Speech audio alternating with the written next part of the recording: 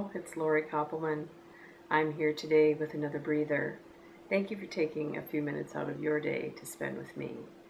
And it's a good thing it's a sunny day here because I'm going to be talking about two of the emotions that seem to crop up most often when I'm working with others and with myself in clearing physical and mental clutter.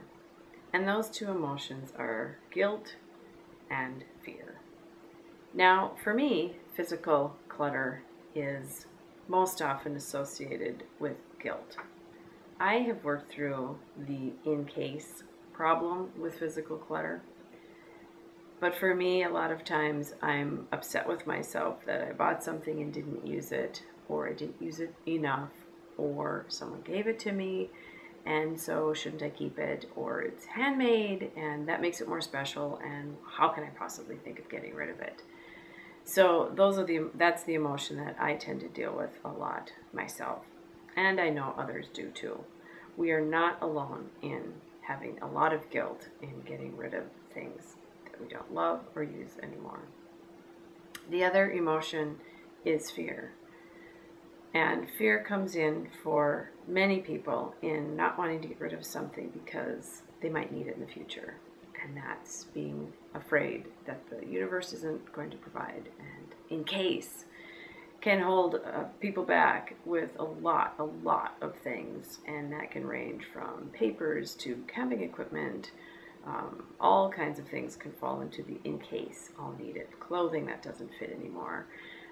And there's no sense in trying to force through getting rid of things or looking at the problem until you're ready to deal with those emotions.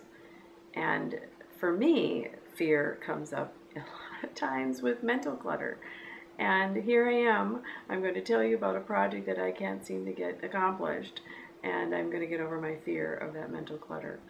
I have a photo project that has been looming, and I have blogged about this, that so many times when professionals talk about this topic, they make it sound as if it's just a question of getting the right supplies. Get the right bins, boxes, files, folders, and your clutter is magically going to be resolved. It's just a question of tools. And I just think that's a load of crap. We love buying things, myself included, and it doesn't solve the problem. I bought a photo box in January, I believe, ready to tackle all of my old photo albums that I know need attention. They're in a trunk. My TV is on top of it. It is not taking up any extra space, and yet I know that they're full of things, pictures that I don't care about anymore. Obviously, they're in a closed trunk and I haven't looked at them in years. So I've been wanting to get on top of that, bought a photo box and haven't touched it. Wasn't a question of getting the right supply at all. It's a question of not wanting to deal with a big project and not knowing what kind of Pandora's box I'm opening and making lots of decisions. Indecision is a big reason people get caught in hanging on to things too. It may not have anything to do with fear or guilt, but just what do I do with this stuff? And you need a lot of energy to deal with those situations. So here I sit with the photo box and my photo album still up in the trunk. So one of these days I will get to that and I will let you know how that goes. But it's no use in trying to tackle anything without being aware that most likely you've got a sticky emotion underneath it all.